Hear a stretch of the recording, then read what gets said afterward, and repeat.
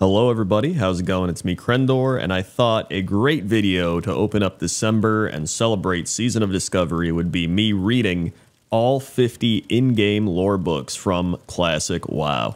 So I actually found a post on Classic WoW Reddit where this person compiled every book in-game in Classic WoW into a readable document, and I'll put the link in the description if you want to check it out for yourself. But pretty much they've put every book into chronological order. They've added dates, timelines, pictures, transcripts from in-game cinematics, character, faction, race, class, intro screens, including opening cinematic transcripts for each race, and some other stuff. So let's just jump right into it, beginning with Chapter 1, Mythos. Mythology of the Titans and the Shaping of the Universe, Scarlet Monastery quest item. No one knows exactly how the universe began. Some theorize that a catastrophic cosmic explosion sent the infinite worlds spinning out into a vastness of the Great Dark, worlds that would one day bear life forms of wondrous and terrible diversity. Others believe that the universe as it exists was created as a whole by a singular, all-powerful entity. Though the exact origins of the chaotic universe remain unclear, it is clear that a race of powerful beings arose to bring order to the various worlds and ensure a safe future for the beings that would follow in their footsteps. The Titans, colossal, metallic-skinned gods from the far reaches of the cosmos, came forward and set to work on the world they encountered. They shaped the form of their worlds by raising mighty mountains and dredging out vast seas. They breathed skies and raging atmospheres into being, all part of their unfathomable, far-sighted plan to create order out of chaos. They even empowered primitive races to tend to their works and maintain the integrity of their respective worlds. The Titans, ruled by an elite sect known as the Pantheon, brought order to 100 million worlds scattered throughout the great dark beyond during the first ages of creation. The benevolent Pantheon, seeking to safeguard their structured worlds, was ever vigilant against the threat of attack from the vile extra-dimensional entities of the twisting Nether. The Nether, an ethereal dimension of chaotic magics that connected the myriad worlds of the universe together, was home to an infinite number of malefic, demonic beings who sought only to destroy life and devour the energies of the living universe. Sargeras and the Betrayal. The Barrens, Arathi Highlands, Skullomance, Ashenvale. Over time, demonic entities made their way into the Titans' world from the twisting Nether, and the Pantheon elected its greatest warrior, Sargeras, to act as its first line of defense. A noble giant of molten bronze, Sargeras carried out his duties for countless millennia, seeking out and destroying these demons wherever he could find them. Over the eons, Sargeras encountered two powerful demonic races, both of which were bent on gaining power and dominance over the physical universe. The Eridar, an insidious race of devilish sorcerers, used their warlock magics to invade and enslave a number of worlds. The indigenous races of those worlds were mutated by the Eridar's malevolent powers and turned into demons themselves. Though Sargeras' nearly limitless powers were more than enough to defeat the vile Eridar, he was greatly troubled by the creature's corruption and all-consuming evil. Incapable of fathoming such depravity, the great Titan began to slip into a brooding depression. Despite his growing unease, Sargeras rid the universe of the warlocks by trapping them within a corner of the twisting Nether. While his confusion and misery deepened, Sargeras was forced to contend with another group intent on disrupting the Titans' order, the Nathrazim. This dark race of vampiric demons, also known as Dreadlords, conquered a number of populated worlds by possessing their inhabitants and turning them to the shadow. The nefarious, scheming Dreadlords turned whole nations against one another by manipulating them into unthinking hatred and mistrust. Sargeras defeated the Nathrazim easily, but their corruption affected him deeply. As doubt and despair overwhelmed Sargeras' senses, he lost all faith not only in his mission, but also in the Titan's vision of an ordered universe. Eventually, he came to believe the concept of order itself was folly, and that chaos and depravity were the only absolutes within the dark, lonely universe. His fellow Titans tried to persuade him of his error and calm his raging emotions, but he disregarded their more optimistic beliefs as self-serving delusions. Storming from their ranks forever, Sargeras set out to find his own place in the universe. Although the Pantheon was sorrowful at his departure, the Titans could never have predicted just how far their lost brother would go. By the time Sargeras' madness had consumed the last vestiges of his valiant spirit, He believed that the Titans themselves were responsible for creation's failure. Deciding, at last, to undo their works throughout the universe, he resolved to form an unstoppable army that would set the physical universe aflame. Even Sargeras's titanic form became distorted from the corruption that plagued his once noble heart. His eyes, hair, and beard erupted in fire, and his metallic bronze skin split open to reveal an endless furnace of blistering hate. In his fury, Sargeras shattered the prisons of the Eridar and the Nathrazim and set the loathsome demons free. These cunning creatures bowed before the Dark Titan's vast rage and offered to serve him in whatever malicious ways they could. From the ranks of the powerful Eridar, Sargeras picked 2 champions to command his demonic army of destruction. Kil'jaeden, the Deceiver, was chosen to seek out the darkest races in the universe and recruit them into Sargeras's ranks. The second champion, Archimonde the Defiler, was chosen to lead Sargeras's vast armies into battle against any who might resist the Titan's will. Kil'jaeden's first move was to enslave the vampiric dreadlords under his terrible power. The dreadlords served as his personal agents throughout the universe, and they took pleasure in locating primitive races for their master to corrupt and bring into the fold. First amongst the dreadlords was Tichondrius the Darkener. Tichondrius served Kil'jaeden as the perfect soldier and agreed to bring Sargeras's burning will to all the dark corners of the universe. The mighty Archimonde also empowered agents of his own, calling upon the malefic pit lords and their barbarous leader, Mannoroth the Destructor. Archimonde hoped to establish a fighting elite that would scour creation of all life. Once Sargeras saw that his armies were amassed and ready to follow his every command, he launched his raging forces into the vastness of the Great Dark. He referred to his growing army as the Burning Legion. To this date, it is still unclear how many worlds they consumed and burned on their unholy burning crusade across the universe. The Old Gods and the Ordering of Azeroth: Ironforge, Wetlands, Scholomance, Blackrock Depths, Undercity, Darnassus. Unaware of Sargeras's mission to undo their countless works, the Titans continued to move from world to world, shaping and ordering each planet as they saw fit. Along their journey, they happened upon a small world that its inhabitants would later name Azeroth. As the Titans made their way across their primordial landscape, they encountered a number of hostile elemental beings. These elementals, who worshipped a race of unfathomably evil beings known only as the Old Gods, vowed to drive the Titans back and keep their world inviolate from the invaders' metallic touch. The Pantheon, disturbed by the Old Gods' penchant for evil, waged war upon the elementals and their dark masters. The Old Gods' armies were led by the most powerful elemental lieutenants: Ragnaros the Fire Lord, Therazane the Stone Mother, Alakir the Wind Lord, and Neptulon the Tide Hunter. Their chaotic forces raged across the face of the world and clashed with the colossal Titans. Though the elementals were powerful beyond mortal comprehension, their combined forces could not stop the mighty Titans. One by one, the elemental lords fell, and their forces dispersed. The Pantheon shattered the Old Gods' citadels and chained the 5 evil gods far beneath the surface of the world. Without the Old Gods' powers to keep their raging spirits bound to the physical world, the elementals were banished to the abyssal plane, where they would contend with one another for all eternity. With the elementals' departure, nature calmed, and the world settled into a peaceful harmony. The Titans saw that the threat was contained and set to work. The Titans empowered a number of races to help them fashion the world, to help them carve out the fathomless caverns beneath the earth. The Titans created the dwarf-like earthen from magical living stone. To help them dredge out the seas and lift the land from the sea floor, the Titans created the immense but gentle sea giants. For many ages, the Titans moved and shaped the earth until at last there remained one perfect continent. At the continent's center, the Titans crafted a lake of scintillating energies. The lake, which they named the Well of Eternity, was to be the fountain of life for the world. Its potent energies would nurture the bones of the world and empower life to take root in the land's rich soil. Over time, plants, trees, monsters, and creatures of every kind began to thrive on the primordial continent. As twilight fell on the final day of their labors, the Titans named the continent Kalimdor, Land of Eternal Starlight. Charge of the Dragonflights: Ironforge, Wetlands, the Barrens, Tirisful Glades, Ashenvale. Satisfied that the small world had been ordered and their work was done, the Titans prepared to leave Azeroth.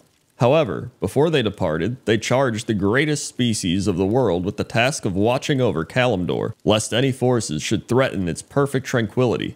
In that age, there were many dragonflights, yet there were 5 flights that held dominion over their brethren. It was these 5 flights that the Titans chose to shepherd the budding world. The greatest members of the pantheon imbued a portion of their power upon each of the flight's leaders. These majestic dragons, as listed below, became known as the Great Aspects, or the Dragon Aspects. Aman'Thul, the High Father of the Pantheon, bestowed a portion of his cosmic power upon the massive bronze dragon Nozdormu. The High Father empowered Nozdormu to guard time itself and police the ever-spinning pathways of fate and destiny. The stoic, honorable Nozdormu became known as the Timeless One. Eonar also blessed Alexstrasza's younger sister, the lithe green dragon Ysera, with a portion of nature's influence. Ysera fell into an eternal trance, bound to the waking dream of creation. Known as the Dreamer, she would watch over the growing wilds of the world from her verdant realm, the Emerald Dream. Norgannon, the Titan lorekeeper and master magician, granted the blue dragon Malygos a portion of his vast power. From then on, Malygos would be known as the Spellweaver, the guardian of magic and hidden arcanum. Khaz'garath, the Titan shaper and forger of the world, bestowed some of his vast power upon the mighty black worm Neltharion. The great-hearted Neltharion, known afterwards as the Earth Warder, was given dominion over Earth and deep places of the world. He embodied the strength of the world and served as Alexstrasza's greatest supporter. Thus empowered, the five aspects were charged with the world's defense in the Titan's absence. With the dragons prepared to safeguard their creation, the Titans left Azeroth behind forever. Unfortunately, it was only a matter of time before Sargeras learned of the newborn world's existence. The Twin Empires, Stranglethorn Vale, Tanaris. About 16,000 years ago, long before the Night Elves foolishly called down the wrath of the Burning Legion, trolls lorded much of Kalimdor, then a single continent. There were twin troll empires, the Gurubashi Empire of the southeastern jungles, and the Amani Empire of the middle forest lands. There were smaller tribes that lived far to the north, in the region now known as Northrend. These tribes founded a small nation known as Gundrak, but never achieved the size or prosperity of the southern empires. The Gurubashi and the Amani empires had little love for one another, but rarely warred against each other. At the time, their greatest common enemy was a third empire, the civilization of Az-Akir. The Akir were intelligent insectoids who ruled the lands of the far west. These clever insectoids were greatly expansionistic and incredibly evil. The Akir were obsessed with eradicating all non-insect life from the fields of Kalimdor. The trolls fought them for many thousands of years, but never succeeded in winning a true victory over the Akir. Eventually, due to the trolls' persistence, the Akiri kingdom split in half as its citizens fled to separate colonies in the far northern and southern regions of the continent.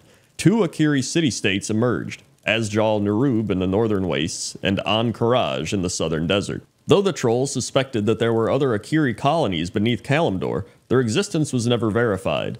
With the insectoids driven into exile, the twin troll empires returned to business as usual. Despite their great victory, neither civilization expanded much farther than their original boundaries. However, ancient texts speak of a small faction of trolls that broke off from the Amani Empire and founded their own colony in the heart of the Dark Continent. There, these brave pioneers discovered the cosmic well of eternity, which transformed them into beings of immense power. Some legends suggest that these adventurous trolls were the first Night Elves, though this theory has never been proven. The Kaldorei and the Well of Eternity, the Waking World and the Well of Eternity, Stormwind City, Wetlands. 10,000 years before the orcs and humans clashed in their first war, the world of Azeroth cradled only one massive continent surrounded by the infinite raging seas. That landmass, known as Kalimdor, was home to a number of disparate races and creatures, all vying for survival amongst the savage elements of the waking world. At the Dark Continent's center was a mysterious lake of incandescent energies. The lake, which would later be called the Well of Eternity, was the true heart of the world's magic and natural power. Drawing its energies from the infinite great dark beyond the world, the well acted as a mystical fount, sending its potent energies out across the world to nourish life and all its wondrous forms. In time, a primitive tribe of nocturnal humanoids cautiously made their way to the edges of the mesmerizing enchanted lake. The feral, nomadic humans, drawn by the well's strange energies, built crude homes upon its tranquil shores. Over time, the well's cosmic power affected the strange tribe, making them strong, wise, and virtually immortal. The tribe adopted the name Kaldorei, which meant children of the stars in their native tongue. To celebrate their budding society, they constructed great structures and temples around the lake's periphery. The Kaldorei, or Night Elves as they would later be known, worshipped the moon goddess Elune. and believes she slept within the well's shimmering depths during the daylight hours. The early Night Elf priests and seers studied the well with an insatiable curiosity, driven to plumb its untold secrets and power. As their society grew, the Night Elves explored the breadth of Kalimdor and encountered its myriad denizens. The only creatures that gave them pause were the ancient and powerful dragons. Though the great serpentine beasts were often reclusive, they did much to safeguard the known lands from potential threats.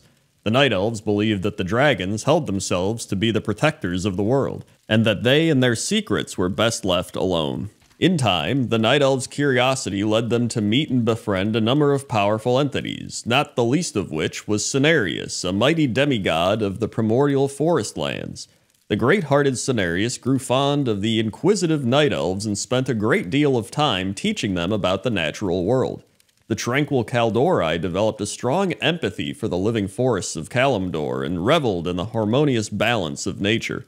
Yet, as the seemingly endless ages passed, the Night Elf civilization expanded both territorially and culturally. Their temples, roads, and dwelling places stretched across the breadth of the Dark Continent. Azshara, the Night Elf's beautiful and gifted queen, built an immense, wondrous palace on the well's shores that housed her favorite servitors within its bejeweled halls. Her servitors, whom she called the Kaldori, or Highborn, doted on her every command and believed themselves to be greater than the rest of their lower caste brethren. Though Queen Azshara was loved equally by all of her people, the Highborn were secretly hated by the jealous masses. Sharing the priest's curiosity towards the Well of Eternity, Azshara ordered the educated Highborn to plumb its secrets and reveal its true purpose in the world. The Highborn buried themselves in their works and studied the well ceaselessly. In time, they developed the ability to manipulate and control the well's cosmic energies. As their reckless experiments progressed, the Highborn found that they could use their newfound powers to either create or destroy at their leisure. The hapless Highborn had stumbled upon primitive magic and were now resolved to devote themselves to its mastery. Although they agreed that the magic was inherently dangerous if handled irresponsibly, Azshara and her Highborn began to practice their spellcraft with reckless abandon. Cenarius and many of the wizened Night Elf scholars warned that only calamity would result from toying with the clearly volatile arts of magic, but Azshara and her followers stubbornly continued to expand their burgeoning powers. As their powers grew, a distinct change came over Azshara and the Highborn. The haughty, aloof upper class became increasingly callous and cruel towards their fellow Night Elves. A dark, brooding pall veiled Azshara's once entrancing beauty. She began to withdraw from her loving subjects and refused to interact with any but her trusted Highborn priests. A young, brazen scholar named Furion Stormrage, who had spent much of his time studying the well's effects, began to suspect a terrible power was corrupting the Highborn and his beloved queen. Though he could not conceive the evil that was to come, he knew that the Night Elves' lives would soon be changed forever. Empires fall. Stranglethorn Vale, Tanaris. Aside from their shadowy origins, it's clear that the Night Elves came to power soon after their discovery of the Well of Eternity. Despite the Trolls' attempts to keep them from expanding their territories, the Night Elves built up a mighty empire that expanded rapidly across the primordial Kalimdor. Wielding fierce magics never before imagined by the superstitious Trolls, the Night Elves had little trouble doing what the evil Akir could never do: topple the two greatest empires in the world. The Night Elves systematically dismantled the Trolls' defenses and supply chains. The Trolls, unable to counter the Elves' destructive magics, buckled under the onslaught.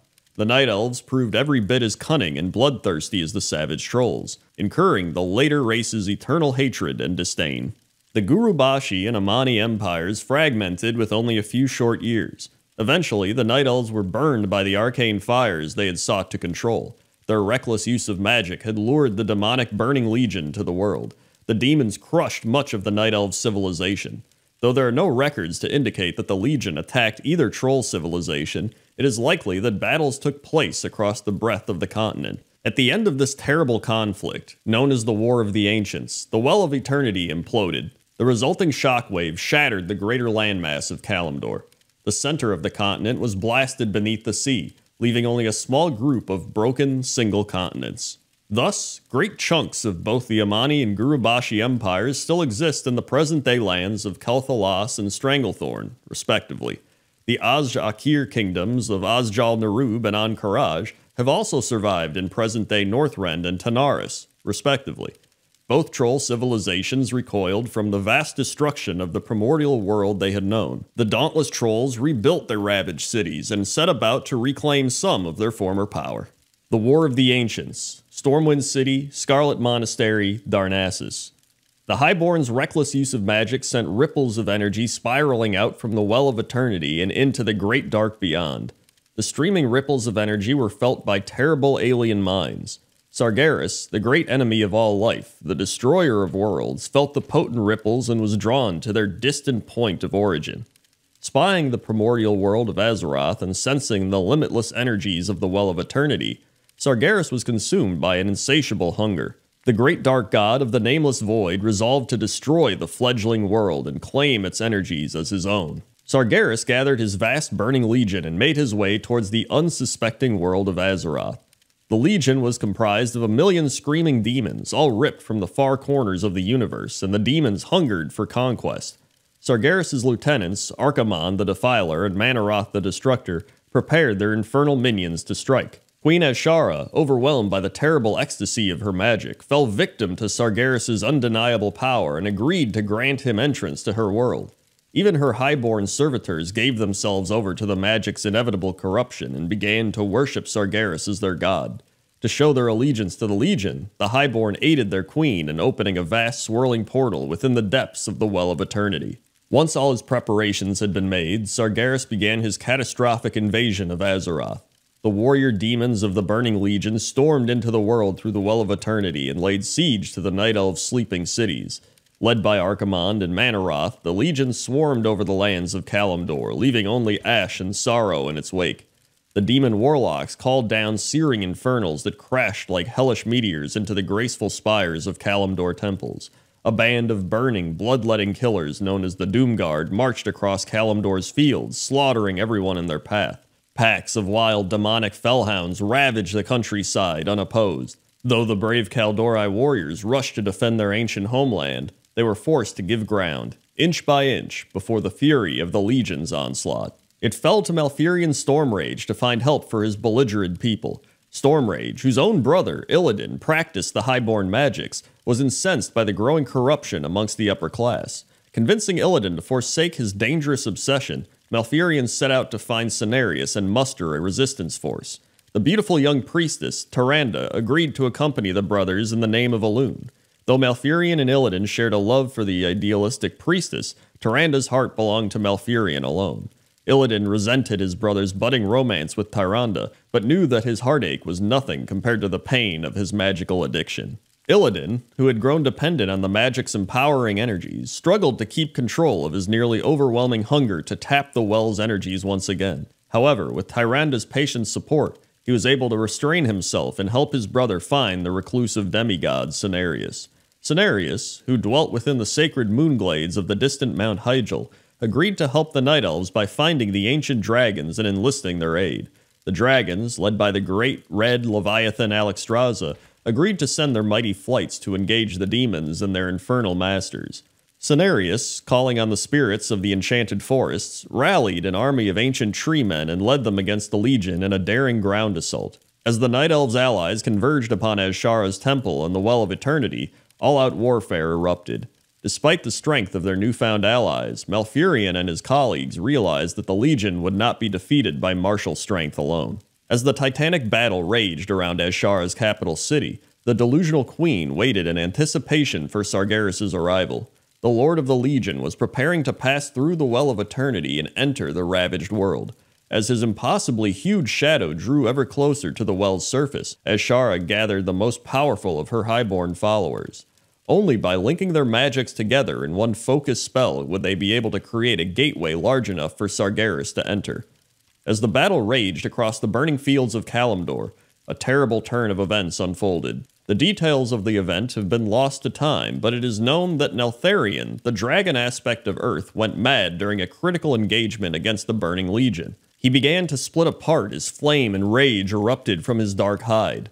Renaming himself Deathwing, the burning dragon turned on his brethren and drove the 5 Dragonflights from the field of battle. Deathwing's sudden betrayal was so destructive that the 5 Dragonflights never truly recovered. Wounded and shocked, Alexstrasza and the other noble dragons were forced to abandon their mortal allies.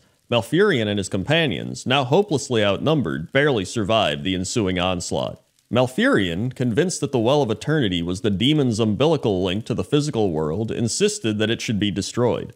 His companions, knowing that the well was the source of their immortality and powers, were horrified by the rash notion. Yet, Tyrande saw the wisdom of Malfurion's theory, so she convinced Cenarius and their comrades to storm Azshara's temple and find a way to shut the well down for good. The Sundering of the World. History of Warcraft. Knowing that the well's destruction would prevent him from ever wielding magic again, Illidan selfishly abandoned the group and set out to warn the Highborn of Malfurion's plan. Due to the insanity brought on by his addiction and the stinging resentment towards his brother's affair with Tyrande, Illidan felt no remorse at betraying Malfurion and siding with Azshara and her ilk. Above all else, Illidan vowed to protect the well's power by any means necessary. Heartbroken by his brother's departure, Malfurion led his companions into the heart of Azshara's temple. Yet as they stormed into the main audience chamber, they found the Highborn in the midst of their final dark incantation. The communal spell created an unstable vortex of power within the well's turbulent depths. As Sargeras's ominous shadow drew ever closer to the surface, Malfurion and his allies rushed to attack.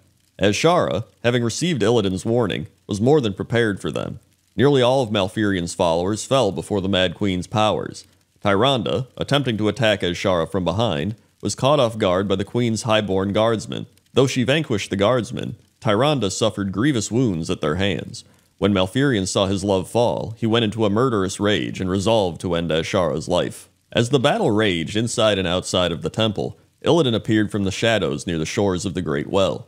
Producing a set of specially crafted vials, Illidan knelt and filled each with the well's shimmering waters. Convinced that the demons would crush the Night Elves' civilization, he planned to steal the sacred waters and keep the energies for himself. The ensuing battle between Malfurion and Azshara threw the Highborn's carefully crafted spellwork into chaos. The unstable vortex within the well's depths exploded and ignited a catastrophic chain of events that would sunder the world forever. The massive explosion rocked the temple to its foundations and sent massive quakes ripping through the tortured earth. As the horrific battle between the Legion and the Night Elves' allies raged around and above the ruined capital city, the surging Well of Eternity buckled in upon itself and collapsed. The resultant catastrophic explosion shattered the earth and blotted out the skies. As the aftershocks from the well's implosion rattled the bones of the world, the seas rushed in to fill the gaping wound left in the earth. Nearly 80% of Kalimdor's landmass had been blasted apart, leaving only a handful of separate continents surrounding the new raging sea. At the center of the new sea, where the Well of Eternity once stood, was a tumultuous storm of tidal fury and chaotic energies.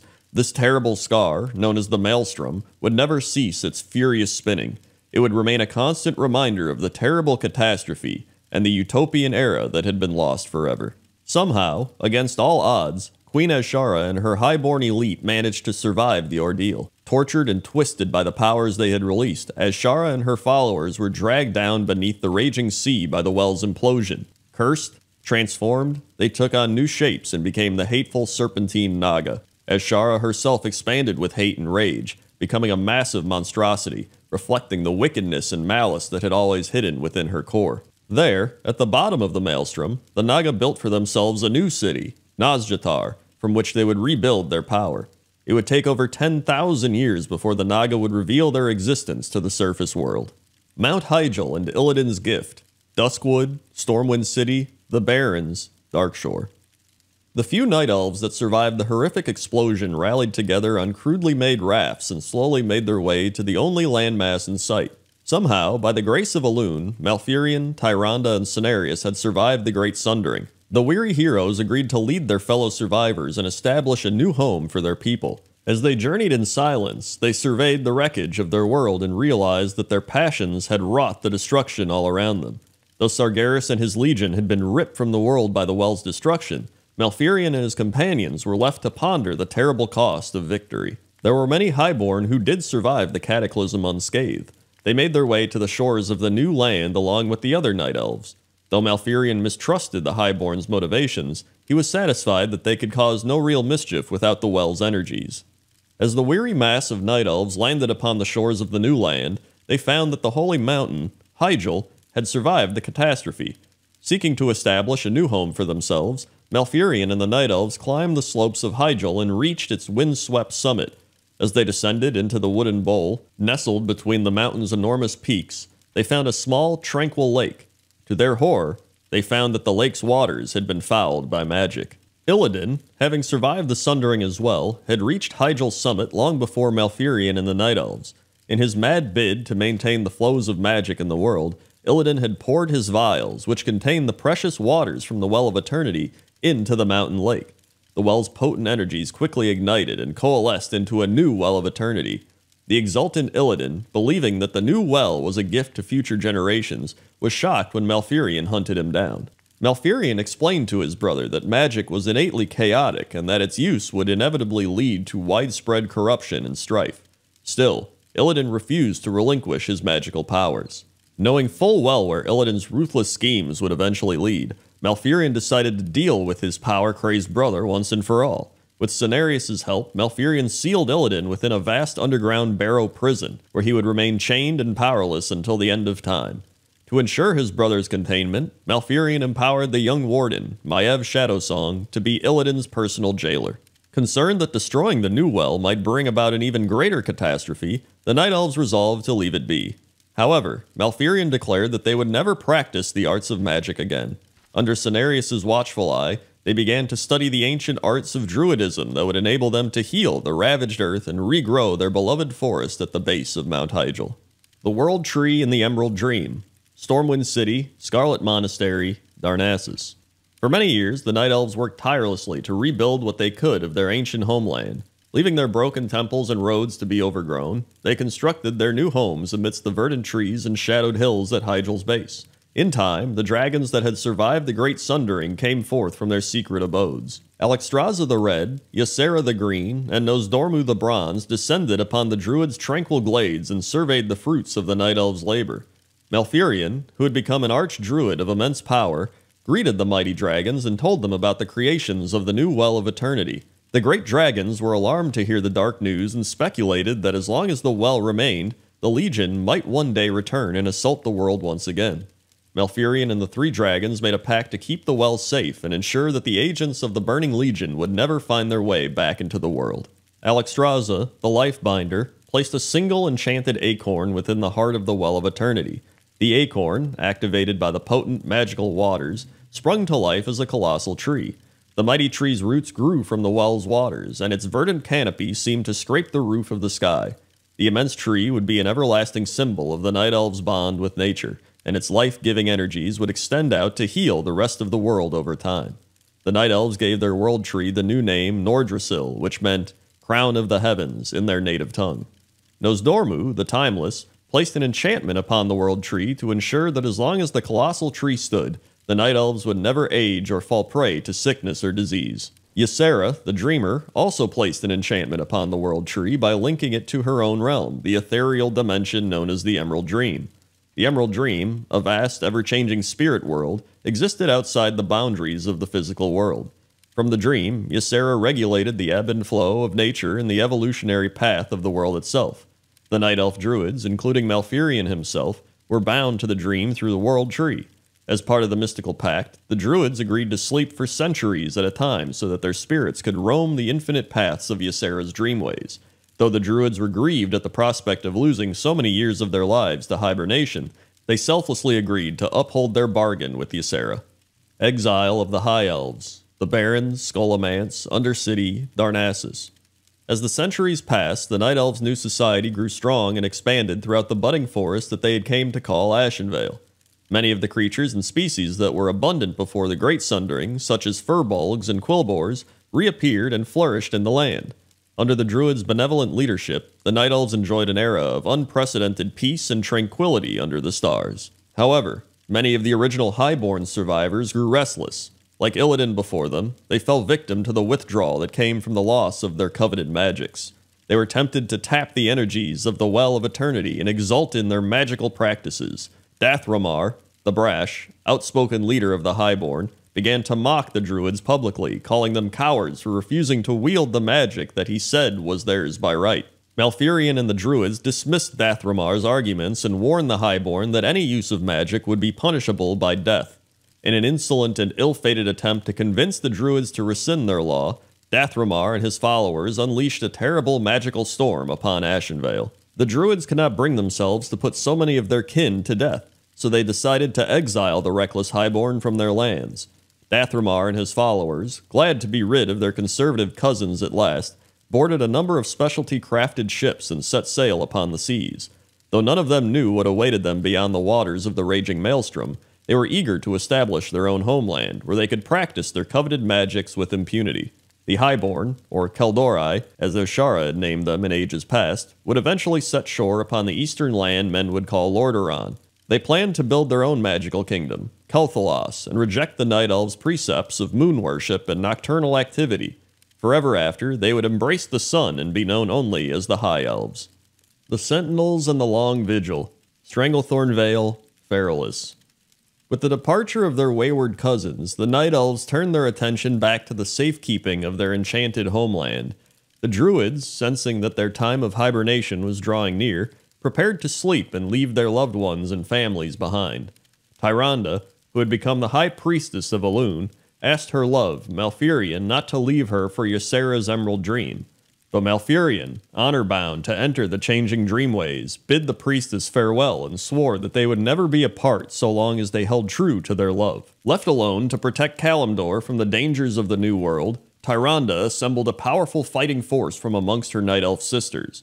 The fearless, highly trained warrior women who pledged themselves to Kalimdor's defense became known as the Sentinels. Though they preferred to patrol the shadowy forests of Ashenvale on their own, they had many allies upon which they could call in times of urgency. The demigod Cenarius remained nearby in the moonglades of Mount Hyjal.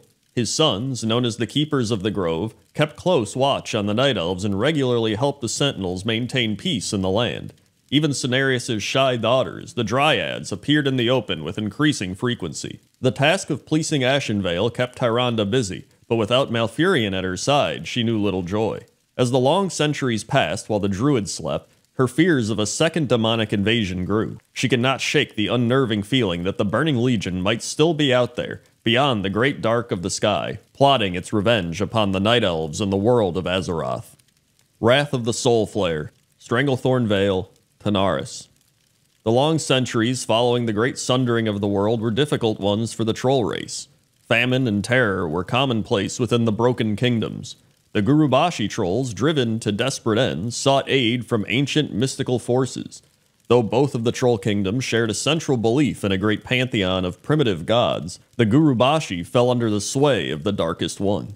Hakar the Soulflare, a vile, bloodthirsty spirit, heard the trolls' call and decided to aid them. Hakar gave his secrets of blood to the Gurubashi and helped them extend their civilization across most of Stranglethorn Vale and certain islands of the South Seas. Though he brought them great power, Hakar wanted more and more for his efforts. The bloodthirsty god demanded souls be sacrificed to him daily.